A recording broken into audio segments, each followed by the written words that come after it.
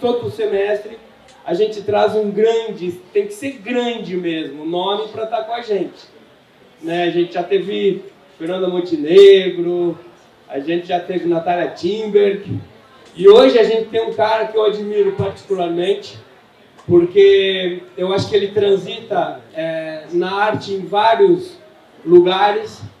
É um puta de um cronista, é um grande poeta.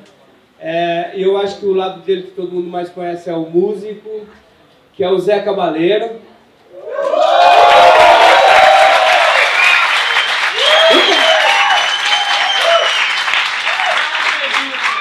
Grande.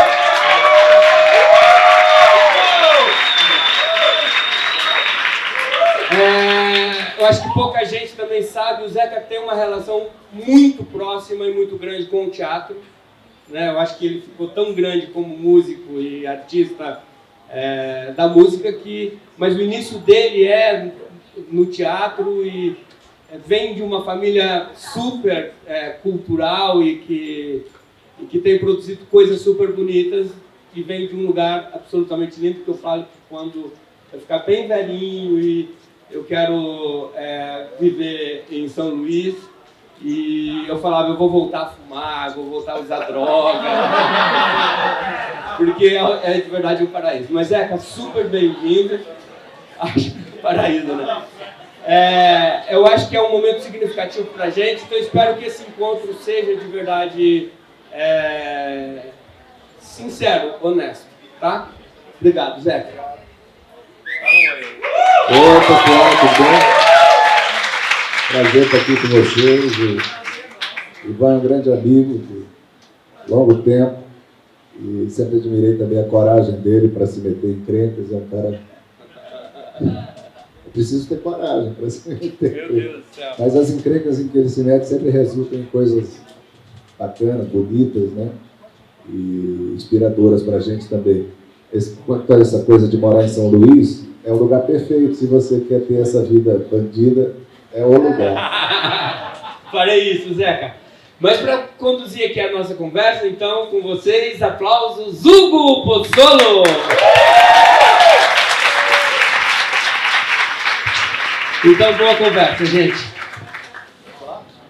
Senta aqui, essa cadeira. Acho que esse aqui não tá rolando. Tudo bem, gente? Boa tarde. Ar-condicionado tá bom? Legal. Minha função aqui acho que é ajudar na conversa, a direção que a gente vai tomar nesse módulo, os encontros das nossas aventuras artísticas. E o Zeca acho que é um cara muito legal para a gente poder ter como referência, exemplo, pensamento, dos caminhos que a gente pode ter. Então, eu ia pedir para o Zeca começar contando para a gente um pouco do princípio lá no Maranhão, a relação dele com a música e com o teatro. A gente sabe que começa um pouco assim. Conta um pouco para a gente dessa sua história, sua trajetória, depois que também você escolheu vir para São Paulo, quando você estabeleceu sua carreira artística, que aí eu vou acrescentando perguntas ao longo que você vai fazendo. Obrigado. Tá bom. Bom, eu nasci em São Luís do Maranhão, há 52 anos atrás, e eu passei a minha infância toda numa cidade bem pequena, às margens do Rio Mearim, era uma cidade ribeirinha, então tinha uns portos, tinha um perfil meio amazônico, assim, de cidade já amazônica, porque era ali no Maranhão, em determinado momento, é onde a Amazônia começa, né? E era a cidade dos meus pais, uma cidade com muitos portugueses, uma população negra muito grande e muito árabe. Meus avós paternos eram sírios e tal, então todos tinham ali o seu armarinho, sua loja de tecidos e tal. Então, é uma cidade que... a minha infância teve, já que a tônica do papo hoje é imaginário, esse imaginário da infância, para mim, é muito rico, porque culturalmente já era um grande caldeirão ali. O Brasil né?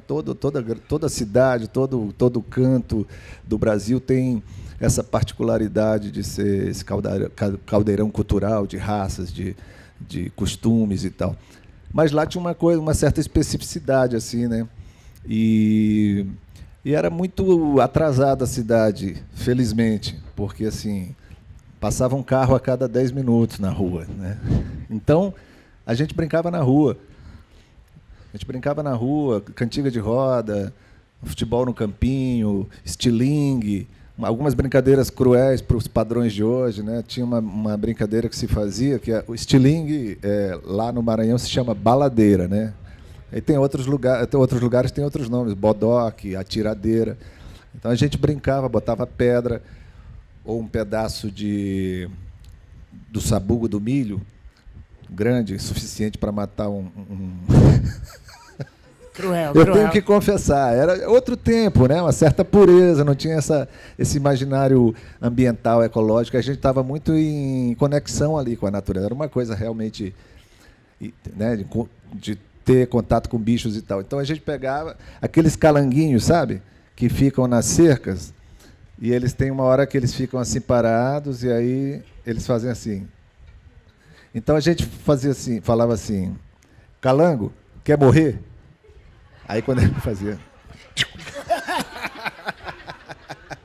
Eu estou contando isso porque eu lembrei outro dia num papo sobre crueldade com animais e tal, que eu e uma amiga atriz, a gente estava falando sobre isso, e ela falando que era maldade e tal, eu defendendo uma certa pureza igual garoto que cresce no interior e caça e pesca, não tem essa noção da maldade, da devastação da natureza, uma coisa ali em comunhão, né? Que a gente perdeu, infelizmente. Mas voltando à história. Então, tinha muitas histórias de assombração, muitas histórias relacionadas a seres fantásticos, né? Saci, 1h da tarde, ninguém entrava no rio, porque a mãe d'água aparecia nessa hora, então a galera vazava 1h da tarde, voltava às 2h, 2:45, que aí a mãe d'água já teria aparecido, porque tinha a lenda de que a mãe d'água levava as pessoas e tal. Então, assim, isso foi muito rico para mim, tanto que esse imaginário das criaturas eu usei tempos depois num espetáculo que eu escrevi, que foi a primeira e única peça que eu escrevi até hoje, que é o Quem Tem Medo de Curupira, que a gente acabou encenando 22 anos depois, aqui em 2010, com a direção da Débora de Bois, e ficou um tempão em cartaz no Teatro do SESI, ali na Paulista e tal, foi muito bacana.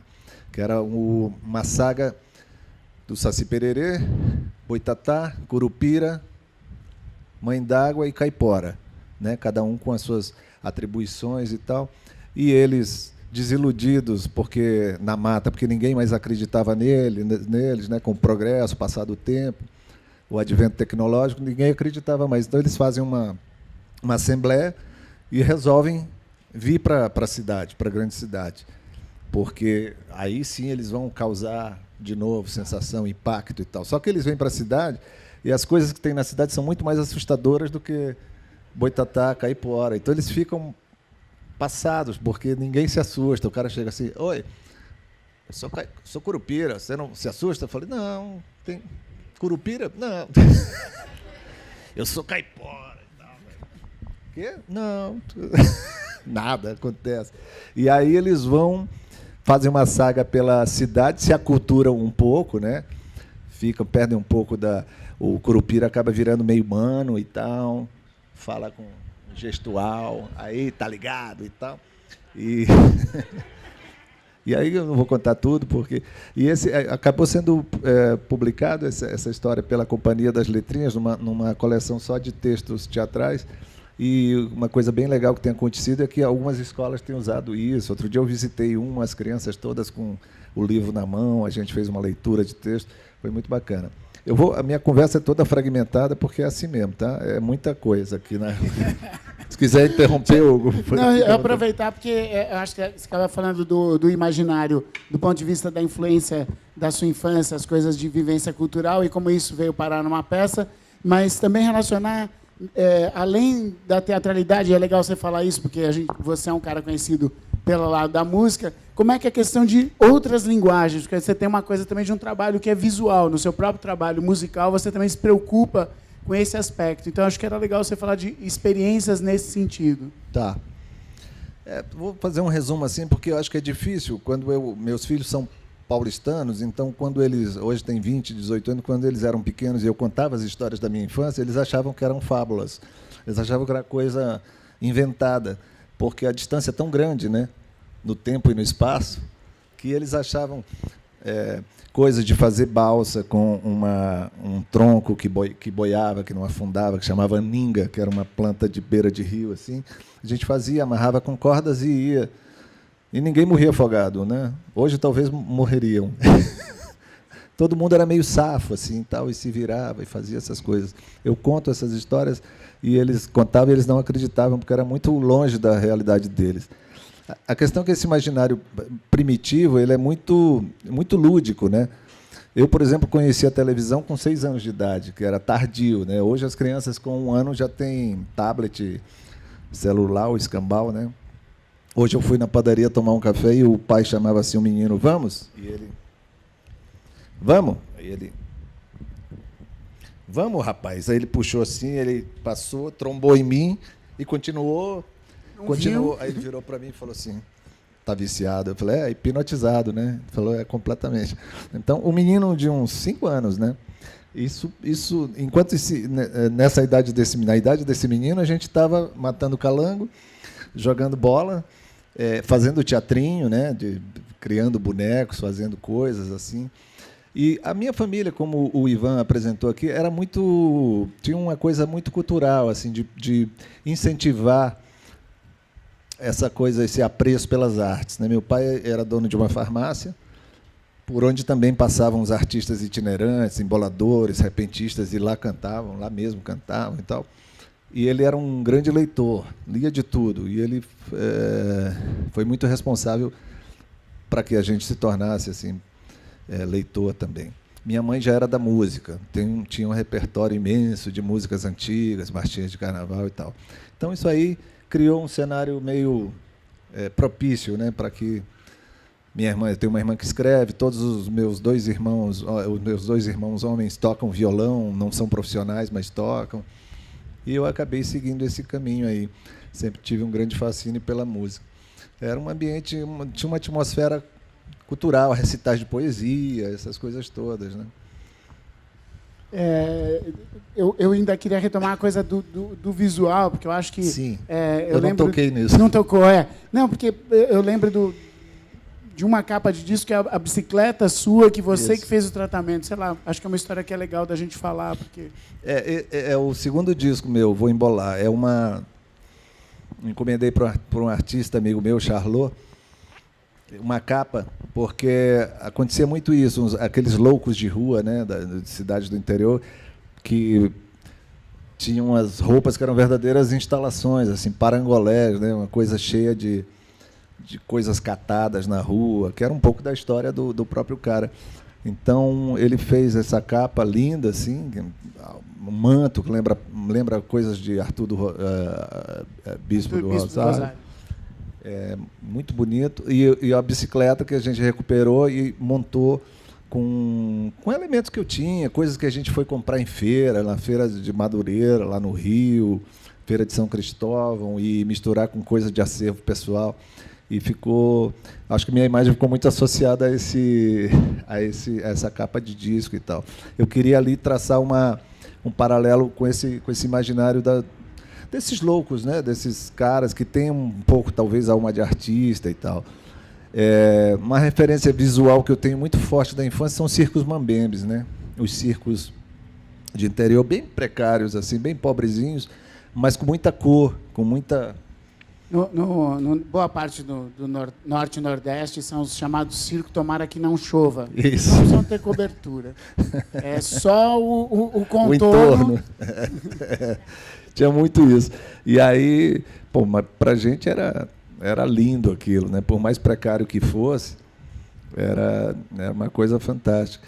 E aí os artistas faziam um cortejo na cidade, anunciando o espetáculo, aí vinha o Perna de Pau, o palhaço Perna de Pau, o anão ali atrás, a mulher que engole fogo, sei lá o quê, e vinha aquele cortejo todo. Então, imagina, você está lá no meio da tarde, ali, voltou da escola, está lá e vem uma retretazinha, isso é muito mágico, né? Até hoje seria, Se passasse ali por uma rua de Higienópolis ou na Paulista, seria mágico. Nessa época, então, imagine. Eu lembro até de um episódio em que a gente estava jogando bola na rua, de repente chutaram a bola no telhado dessa casa do meu pai, que era uma casa alta, antiga, assim. E nesse momento vinha o cortejo do circo. Aí a gente pediu para o palhaço Perna de Pau pegar a bola.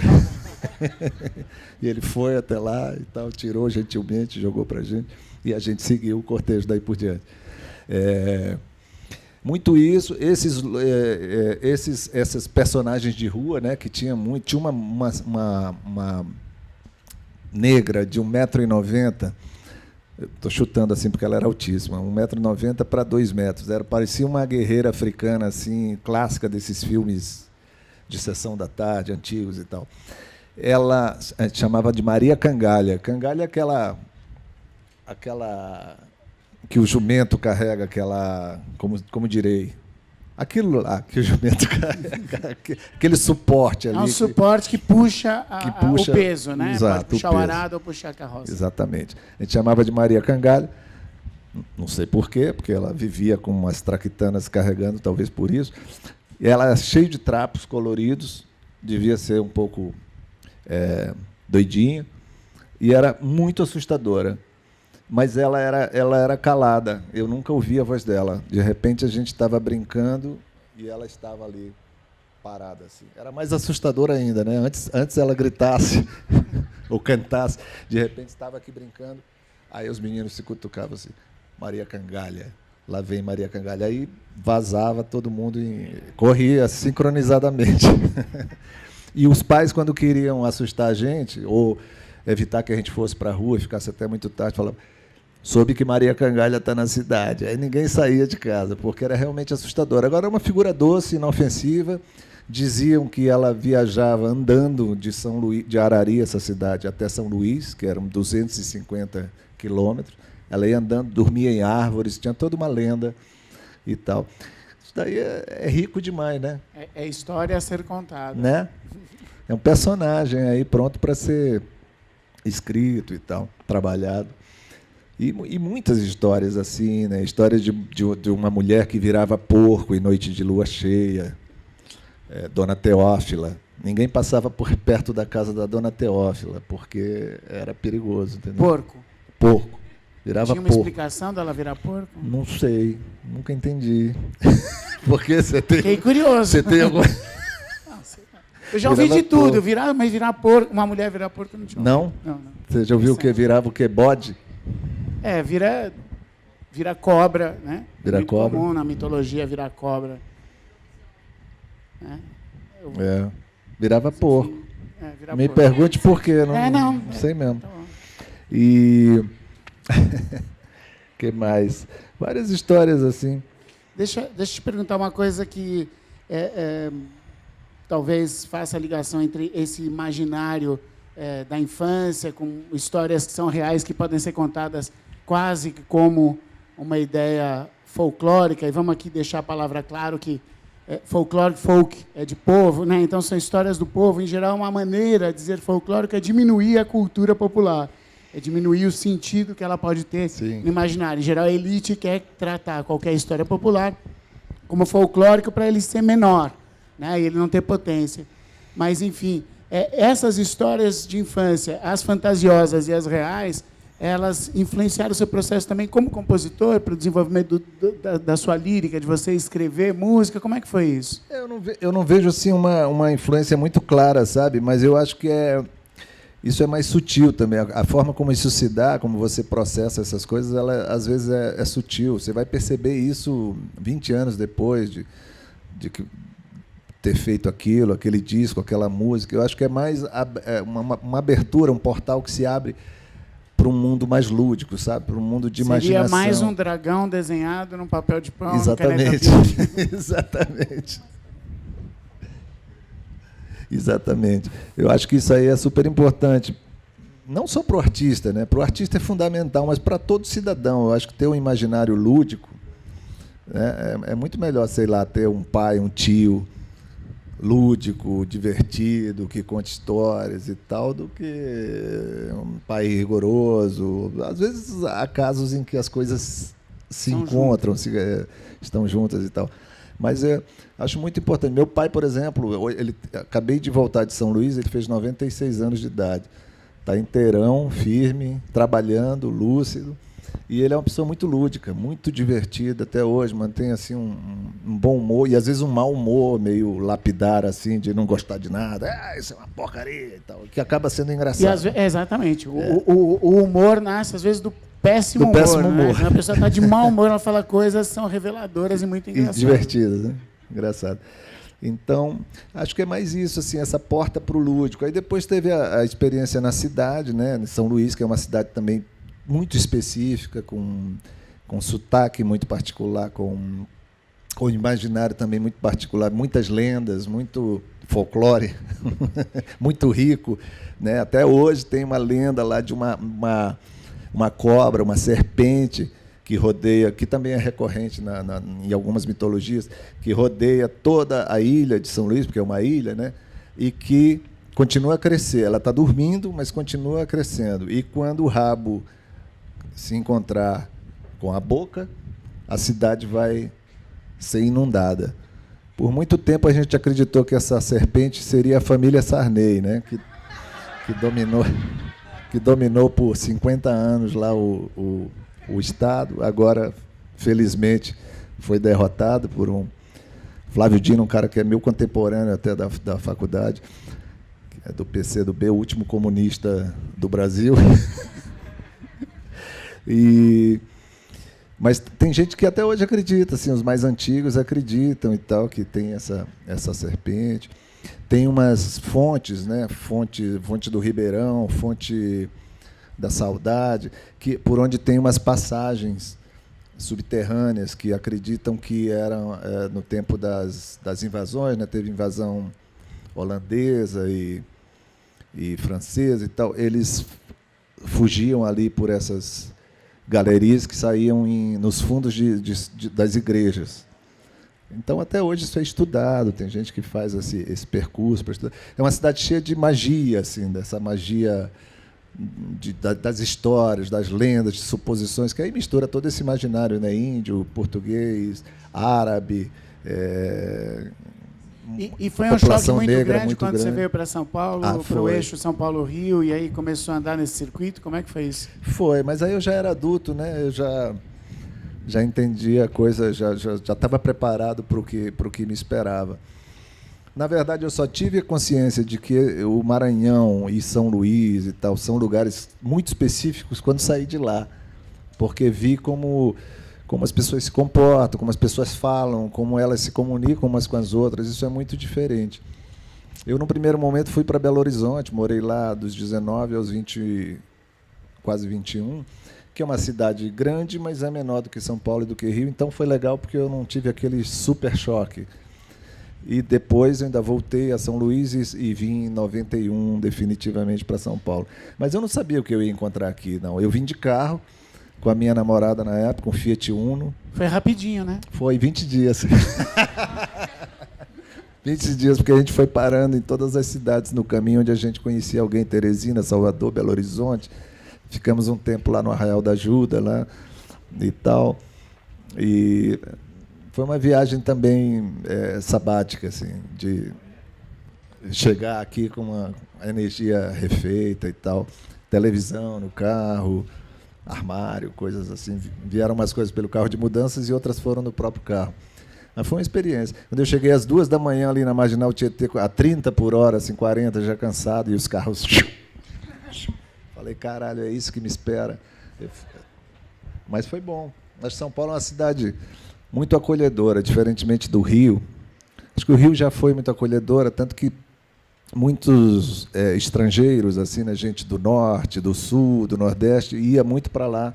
Era a grande meca cultural nos anos 40, 50, por tudo, por ter as gravadoras, por ter as grandes rádios, né, que falavam para o Brasil inteiro. E essa cena se inverteu um pouquinho. Acho que hoje São Paulo tem mais predominância, assim, mais influência no resto do país, embora a Globo seja uma instituição carioca e ainda ainda mande muito, né? Por exemplo, o sotaque, que é muito gracioso dos locutores de rádio do Maranhão, hoje são contaminados pelo sotaque do Rio. Você vê os caras falando e você sente que eles estão querendo emular aquela coisa bacana, glamurosa, né? Que eles julgam glamurosa, que é o sotaque global. É. Mas acho bacana que São Paulo seja hoje, assim, talvez o grande centro cultural, porque é uma cidade mais generosa, uma cidade de imigrantes, né? Então eu acho que aceita mais, eu acho, as diferenças. No Rio, curiosamente, a geografia da cidade ela é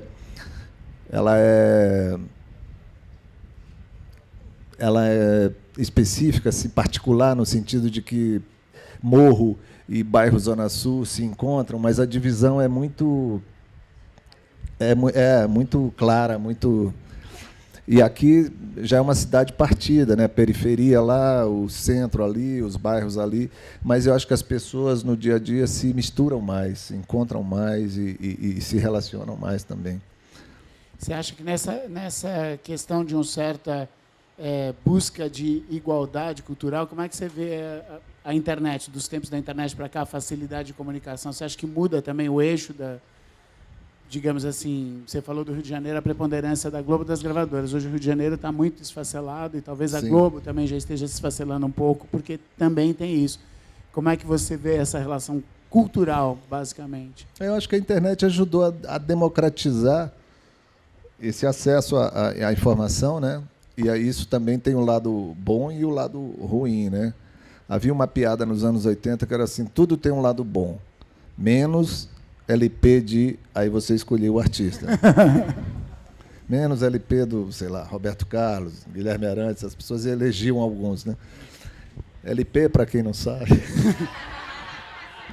O CD só tem um lado. Hoje o Spotify não tem lado nenhum. Não tem lado nenhum. Eu vi uma charge esses dias do Laerte, muito boa, o cara numa loja de vinil, mexendo, ele falou, o que é isso mesmo? Aí... um jovem, né? Aí o rapaz fala, não, isso aí é LP, vinil, foi a grande mídia da música, se ouviu muito isso. Era onde se ouvia música. Aí passa um quadrinho, no terceiro ele, o que é música? Isso, nos próximos 30 anos, a gente vai ver essa cena acontecer. Tudo tem um lado bom e um lado mau, né? Essa coisa da internet. É maravilhoso. Eu fico pensando assim, no tempo em que a gente começou, eu, minha turma, lá, meus amigos, nos anos 80, segunda metade dos anos 80, começou a fazer música, a fazer teatro, a querer se expressar através das artes e tal. Se a gente tivesse essa ferramenta, a gente ia fazer muita coisa, muita loucura. Deus sabe o que faz, né? Deus sabe o que faz.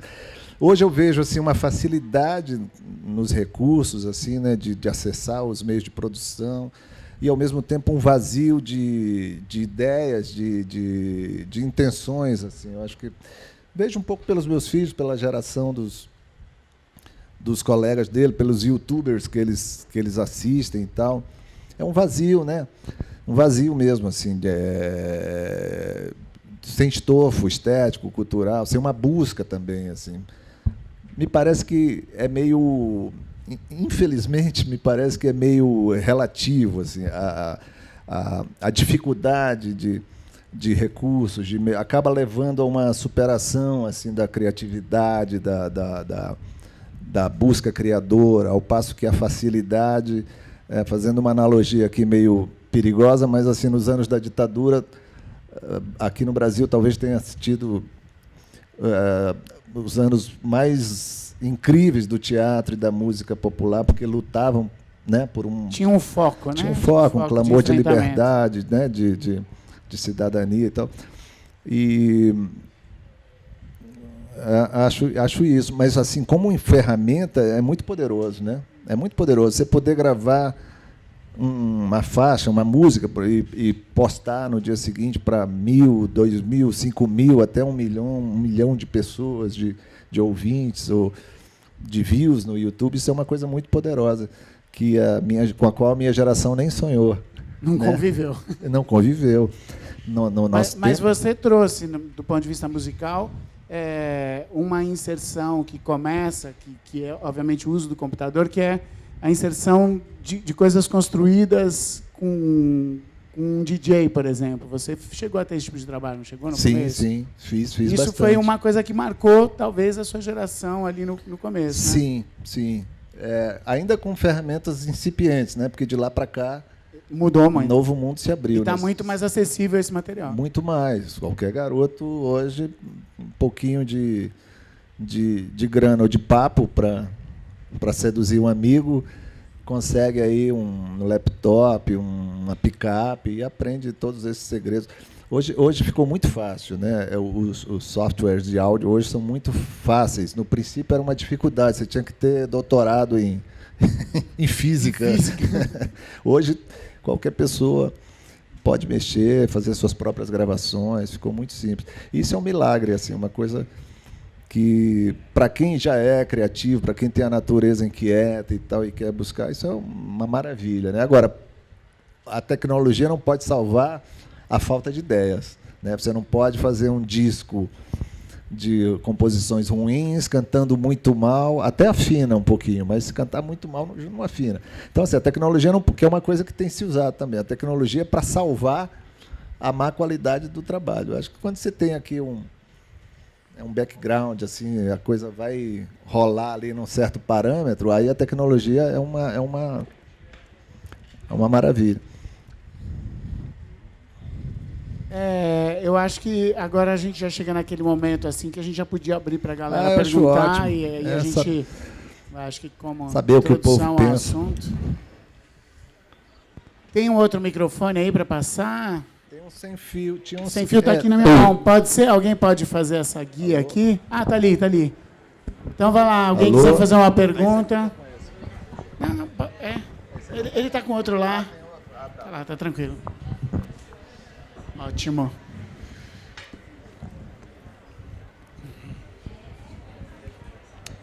Perguntas, colocações?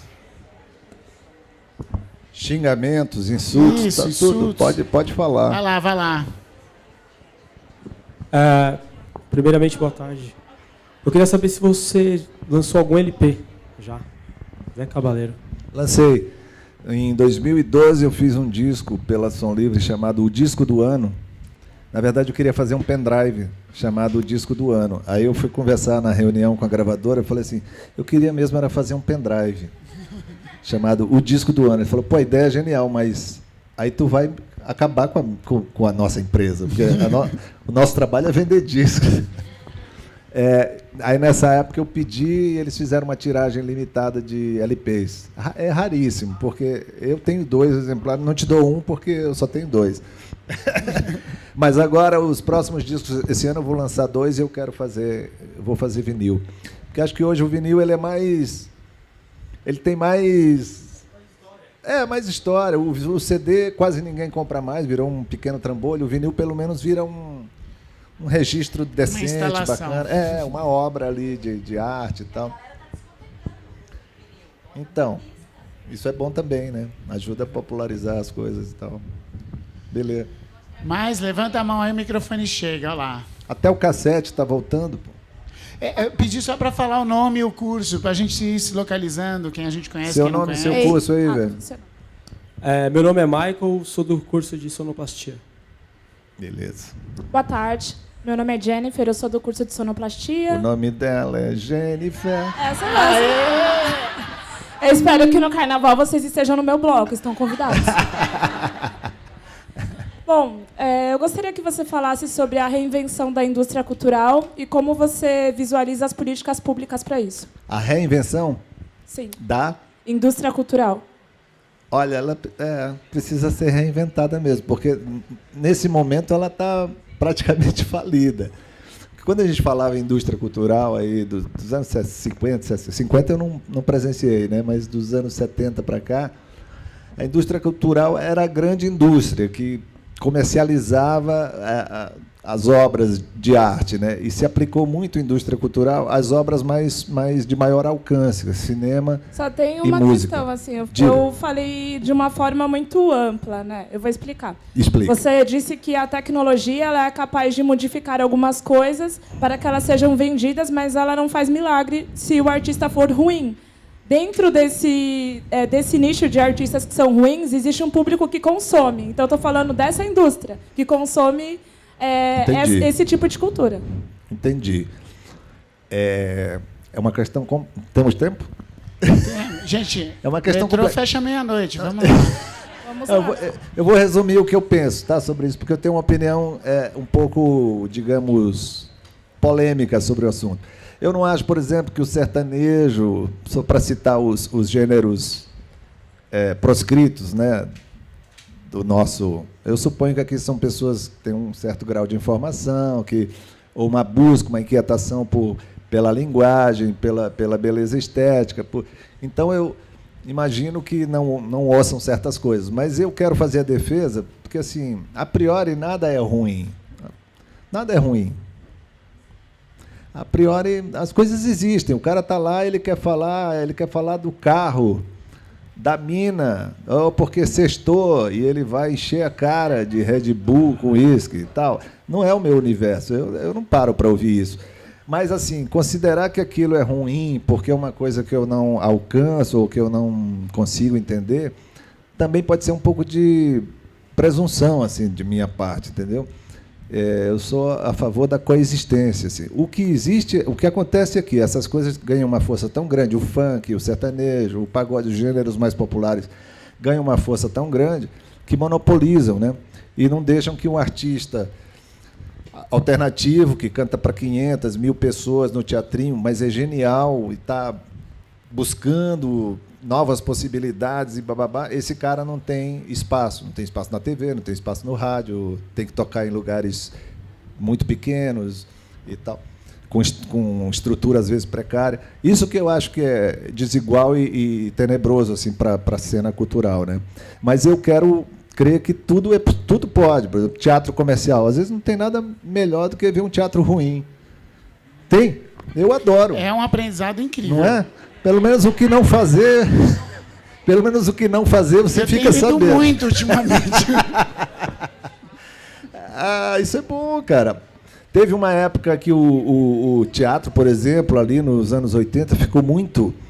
Os grandes intelectuais se apropriaram de certas linguagens, do teatro, mesmo da música popular. É bacana, porque a gente precisa de informação, tudo é bom. Mas distanciou muito do público, né? Então, esse equilíbrio entre a busca de linguagem, de dizer coisas pertinentes, interessantes, com a busca de público também, porque é muito amargo você fazer um trabalho, passar um ano envolvido e aquele espetáculo, seja de música, de teatro, seja do que for, não ter público. Eu sei porque eu já tive 3 pessoas na plateia dos meus shows há muitos anos atrás. É muito duro. Então... Eu não sei, eu acho que eu nem respondi a sua pergunta, né? Como reinventar a indústria cultural? Eu acho que assim, cada um tem que fazer o seu trabalho. A história ela é recontada às vezes lá adiante, ela é vista, revista, e se você faz uma coisa que permanece, eu acho que isso vai acabar tendo reverberação, vai influenciar outras pessoas. Eu acho que isso aí é o mais importante, porque furar esse bloqueio da indústria cultural é uma coisa... É muita grana que rola, muito poder. Então, é difícil, sabe? Você tem que ir fazendo o seu e persistir ali, perseverar. Boa tarde. Opa! Aqui. Tudo bem? Tudo. Meu nome é Yasmin, eu sou do curso de atuação. E eu, na verdade, tenho uma curiosidade. Eu também sou compositora. E existem alguns lugares específicos ou alguns períodos do ano ou do dia que me instigam mais a compor. Eu queria saber, já que São Luís é uma cidade tão cheia de lugares fantasiosos e diferentes, eu queria saber se tem algum lugar, algum registro que você lembra que você fala, caraca, aqui era um lugar que eu ficava muito a fim de compor, enfim. Quando chovia, eu compunha Bastante. As chuvas lá em São Luís são terríveis. Onde que você... Responda para mim agora. Onde que você... Que período? Eu sempre componho no trem. No trem?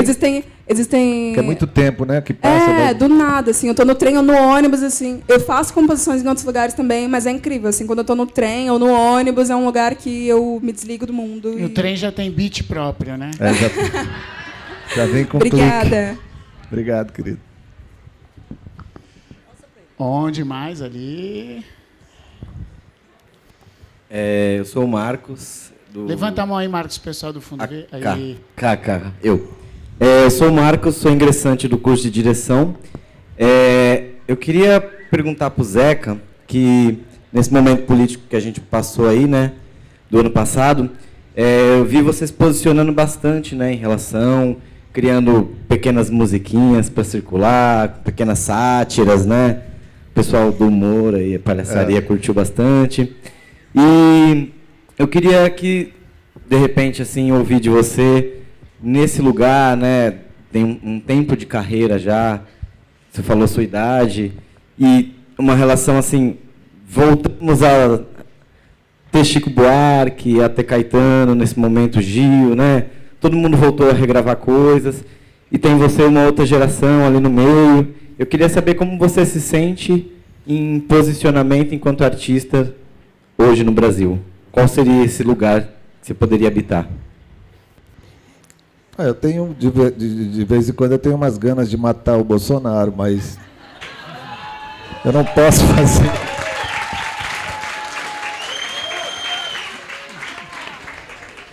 Eu não posso fazer isso. Então, eu acho que o lugar da gente é o lugar de oposição agora, né? A gente tem 4 anos aí, que eu, pessoalmente, acho que não se concretizarão. Acho que tanto ele como o entorno dele é muito incompetente, é muito... Acho que eles não estavam preparados para o tamanho da encrenca.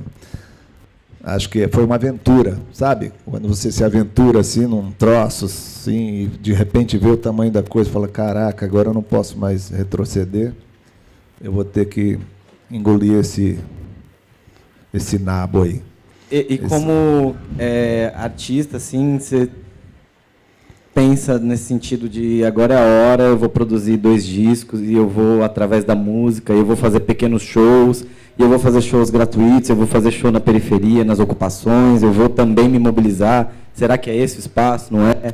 Relação de indústria. O que você pensa sobre isso? Isso é uma atitude possível, né?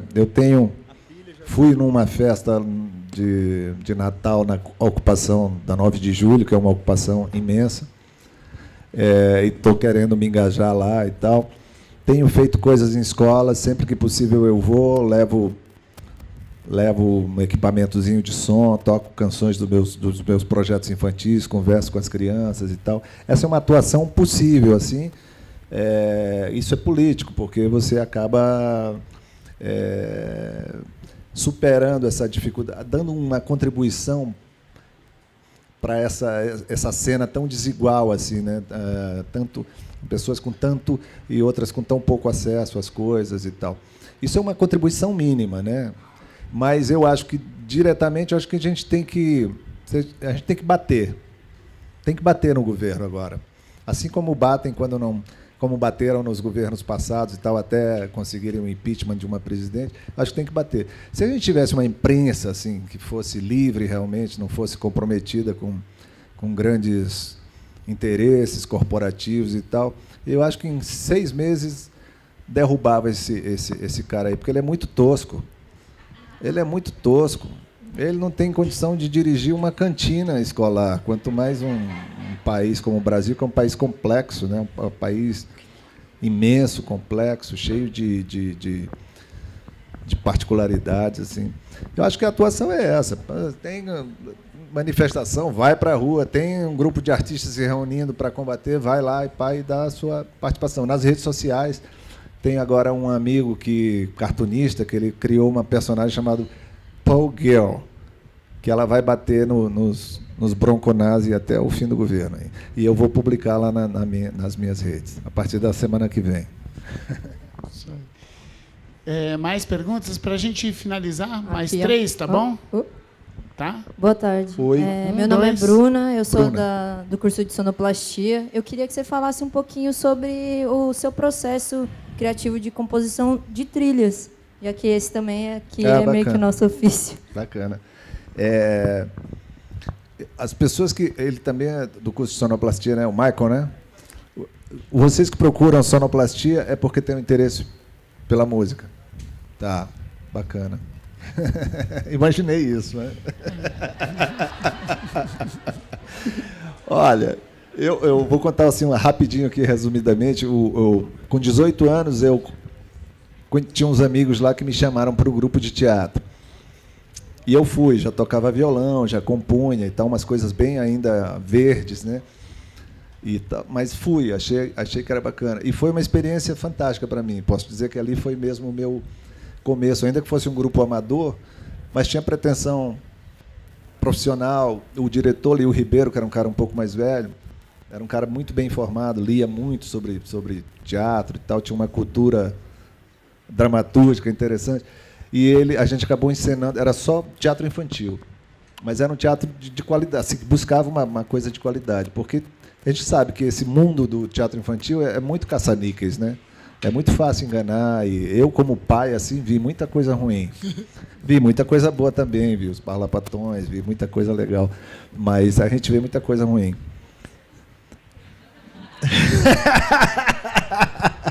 A gente vê muita coisa foi ruim. bom. E aí a gente fez umas montagens muito interessantes, Flicts, do Ziraldo, Reizinho Mandão, da Ruth Rocha, várias coisas, assim, textos clássicos. Eu fazia música, tocava em cena com alguns músicos convidados. Às vezes sobrava uma falinha ali para mim, mas eu não era ator, nunca fui. Mas foi uma experiência bacana, porque você ter essa experiência do palco, assim, isso te dá também uma certa cancha de saber como se comportar no palco e tal, né? E aí parei um pouco essa produção no teatro. Quando eu cheguei aqui em São Paulo, acabei fazendo 2 trilhas também para 2 grupos amadores e tal. E fui redescobrir esse mundo da criança e tal quando eu tive filhos, que aí eu compus música até perder de vista. Assim, ficava tocando lá para eles dormirem. E quando acabava a noite, eu tinha uns 6 inícios de música, assim, musiquinha simples, né? Uma parte, um refrão e tal. E tenho gravado, já gravei o Zoró há 4 anos. Ano passado lancei o Zureta e tem mais um terceiro que deve ser o Zaroio. São musiquinhas que eu fiz para os meninos. E a partir daí começou a acontecer também uma coisa curiosa. Eu comecei a ser chamado para fazer de novo trilhas e tal. Agora tem um espetáculo que vai reestrear no Alfa amanhã, que é a Carruagem de Berenice. Hoje, a Carruagem de Berenice, para o qual eu fiz, que é da Camila Appel, eu fiz a música. E tenho feito algumas colaborações com a Débora de Bois, que é uma diretora aqui de São Paulo. A gente fez Lampião e Lancelotti, Quem Tem Medo de Curupira, Rock Santeiro no ano passado, A Paixão Segundo Nelson, que era uma adaptação de textos do Nelson Rodrigues, todos com trilha musical minha. Tenho feito algumas coisas para cinema também, que eu acho maravilhoso. Se eu pudesse, só faria isso, mas infelizmente a produção cinematográfica brasileira ainda é muito com pouca estrutura, assim, não é uma coisa profissional, não é como Hollywood, que o cara vive disso, sendo trilheiro, sabe? Aqui não dá, aqui você faz 50 trilhas e não paga as contas, porque a música na produção nacional ela não é prioridade, né? Tem tantas coisas para fazer, a música fica lá naquele... Teatro adulto eu já fiz também, e dança, que é também uma coisa muito bacana, você fazer a música ali para que a coreografia seja criada a partir daquilo, mas também, geralmente, não é canção, é música instrumental, uma experiência bem diferente, assim, interessante. Eu sou fascinado por isso, eu adoro essa coisa de trilhas. Não faço mais porque não sobra tempo, eu tenho que pagar contas e tocar. A renda do artista, num passado não muito distante, ela era feita de shows, de apresentações e de direitos autorais, né? Mas nos últimos 30 anos, essa coisa dos direitos autorais, elas sofreram um impacto muito grande, assim, inclusive da internet, né? Hoje em dia, por exemplo, o direito digital ele é ínfimo. Não dá para viver disso. É um valor muito abaixo do que era há 30, 40 anos atrás. Então, você tem que jogar meio que nas 11, né? É isso. Respondi a sua pergunta, não sei se respondi. Tá. Raul. Opa! Raul Teixeira. Oi, Raul. Tudo bem? Eu sou coordenador do curso de Sonoplastia. Eu acho que cabe aqui eu continuar essa conversa. Desculpa as outras mais. E só para emendar, como é que você participa desse processo de criação? Você vai em ensaio, pega o texto, discute com o diretor, compõe em casa, traz a música. Acho que rapidamente assim, tua forma de compor trilha para teatro, né? E eu acho que é legal separar a diferença entre a trilha e a canção, da maneira como você processa isso. Eu gosto de participar do processo todo, assim, desde a primeira reunião, ler texto junto com os atores, conhecer os atores, né?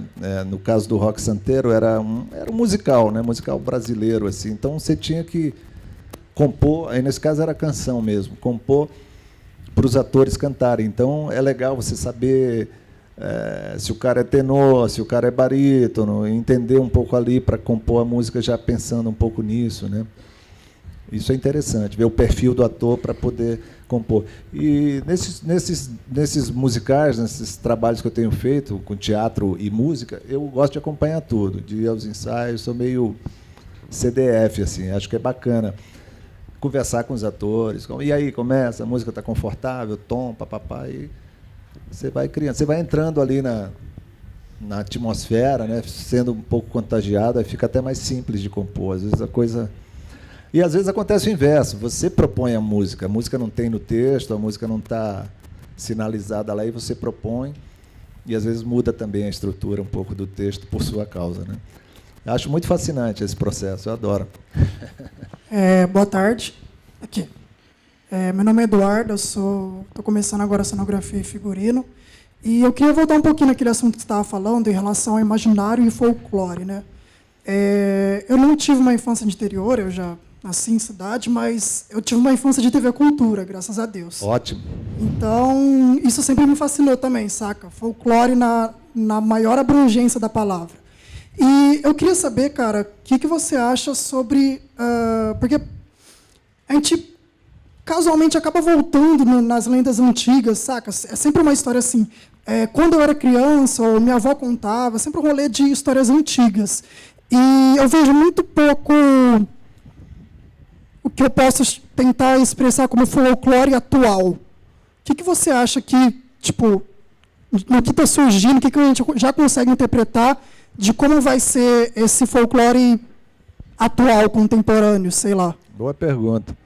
Olha, uma vez eu fui fazer uma coisa semelhante a essa aqui na FAAP, com alunos de não lembro que curso. E aí um rapaz fez uma pergunta semelhante à sua. Ele perguntou, aí eu contei um pouco da minha história, ele falou, pô, você vem de um lugar muito rico, né, de histórias, de lendas, com folclore, uma cultura popular bacana. São Paulo... Ele falou assim, meio indignado, São Paulo não tem folclore. Eu falei, tem sim. Paulo Maluf, Oscar Schmidt, Hortência. É um folclore. Agora João Dória. É um folclore. É que assim, essa coisa dessa cultura popular, ela está ligada ela está diretamente ligada a um tempo da oralidade, que a gente não vive mais. Quer dizer, vive, mas não cultiva como uma coisa importante. Hoje a gente se comunica mais por mensagem de texto do que... Qual foi a última vez que você falou no telefone mesmo? Alô, como vai? Tudo bem? Sua mãe está bem? A gente se comunica mais... E essa coisa da cultura popular, do que chamam folclore, ela nasce muito de um tempo em que as histórias eram passadas oralmente, né? A fulana viu ali que a mulher vira bode, aí lá não vira bode, vira carneiro, não, vira porco. E aí constrói essa história. Pode ser um mito, uma mentira, e pode ser verdade. Então, assim, o folclore contemporâneo é tecnológico. é aquele vídeo do João Dória lá, com aquele pinto ridículo lá, com aquelas mulheres. Isso é o folclore. São os memes, são os... Eu acho que não vai mais ter Saci Pererê, mula sem cabeça, porque não é possível num mundo desse, completamente globalizado e conectado,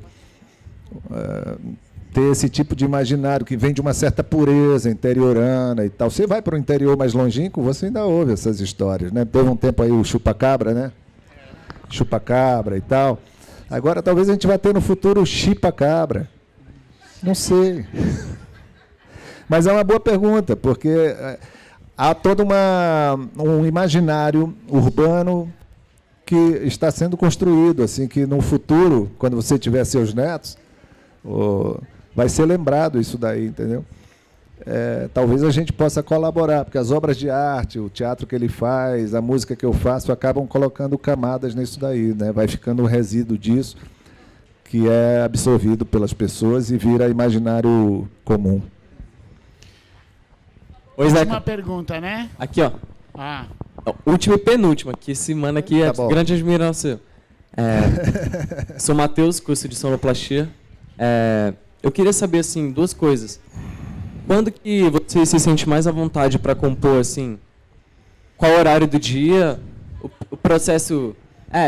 sei que você gosta da chuva, assim, mas quando não chove, assim, qual horário do dia, assim? Noite. Sinto uma das primeiras músicas que eu aprendi a tocar foi sua, mano. Lenha e Telegrama. Ah, é? A primeira música do violão que eu aprendi. Ainda toca?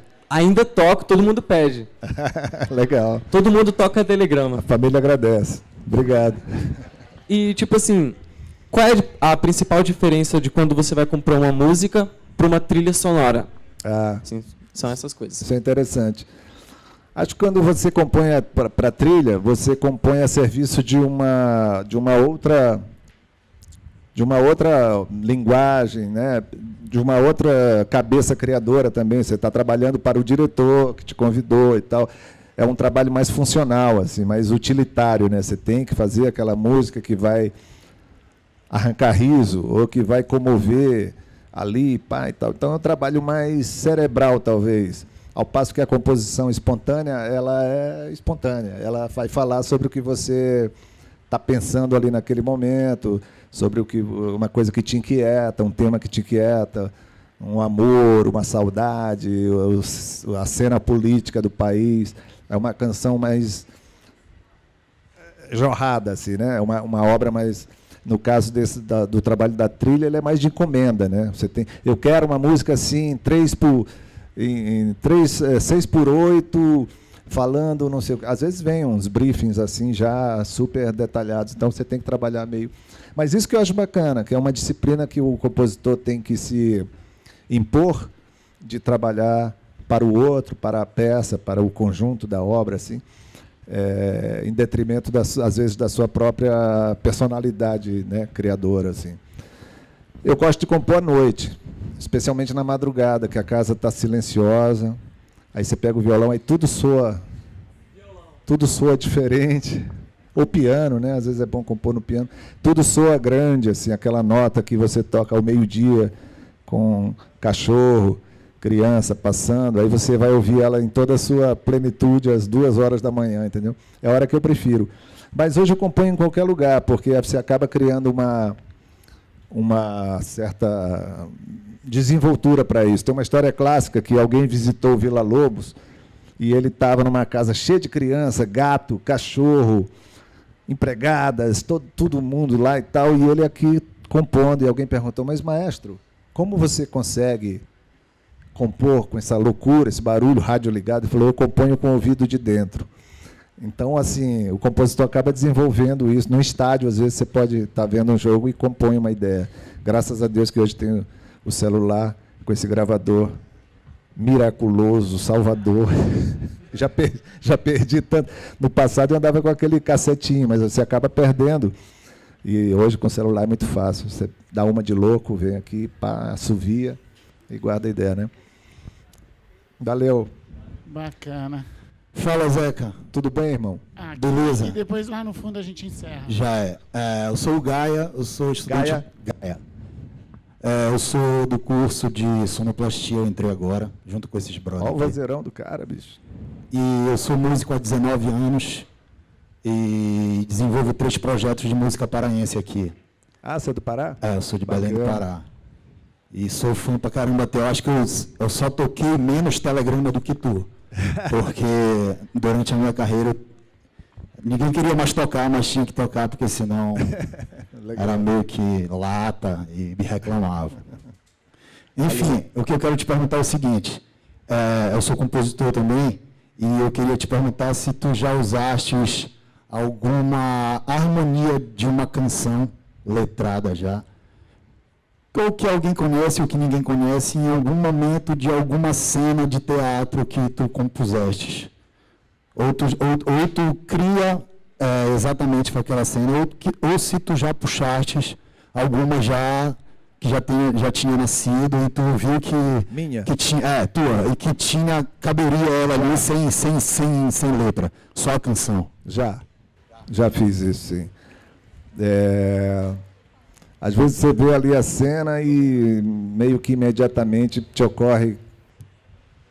Puta, tem uma música na gaveta que é a cara dessa cena aí você tira. Mas já a canção, com letra. Você falou no caso de tirar a sua harmonia, de fazer... você acaba com o tempo se plagiando, né? Você é o seu próprio plagiador, né? Não tem jeito, você... Até por causa de umas certas urgências que você tem, assim, no caso de uma trilha, às vezes você tem um tempo... Eu não faço publicidade, que é mais louco o processo ainda. O cara te liga hoje que amanhã à noite a coisa pronta. Eu não conseguiria fazer isso, trabalhar nessa pressão. Mas às vezes tem também uma urgência na trilha. Uma dança, por exemplo, uma coreografia que precisa ser criada hoje, amanhã, para no outro fim de semana estar madura para estrear. Então você tem que correr. E às vezes você recorre ao seu... Eu tenho um amigo que chama Cemitério uma pasta que chama Cemitério de Canções, que é aquela coisa que ficou meio inacabada ali, você tentou começar, mas não deu, ficou ali. É sempre bom ter esse cemitério, porque uma hora você pode precisar. Aí você vai lá, putz, isso daqui é a cara daquela cena, aí você desenvolve e nasceu uma canção ou um tema instrumental. O cemitério ressuscita alguma coisa. Ressuscita alguma coisa, sempre. Valeu, irmão, boa sorte para você. Lá no fundão... Olá, boa tarde. Eu sou Caroline, do curso de humor. Levanta a mão, Carol. Isso, o pessoal daqui não vê isso. Conte uma piada, então. Agora eu fiquei tensa. Na verdade, eu também sou do Nordeste, né? Sou da Bahia. Hoje é dia 2 de fevereiro, que é o dia da festa de Iemanjá, da Rainha do Mar. Salve Iemanjá. Salve Odoiá. E aí lá realmente tem uma cultura muito forte, né, na Bahia. E eu sinto a falta disso aqui. Eu queria, na verdade, te agradecer por você dar essa importância ao folclore, à cultura, que é muito bacana. Bacana. Obrigada. Você vai fazer um stand-up pra gente aí? Estou estudando para isso muito mais aqui, mais professoras. Muito mais nessa stand-up, entendeu? Mas um dia eu chego lá. Você está convidado, viu? Pra obrigado. Experimento e tudo mais. Irei ver, adoro. Tinha uma história ótima que eu acho que é atribuída ao Milô Fernandes, né? O cara... Acho que o Milô Fernandes, o cara chegou e falou para ele, conte uma piada. Você não é humorista? Conte uma piada. Ele falou, o que você faz? Ele falou, sou militar. Ele falou, 2 tiros aí que eu conto a minha piada. Bom, gente, queria super agradecer o Zé Obrigado, Cabaleiro, gente, prazer vocês imenso. todos. Valeu! Obrigado.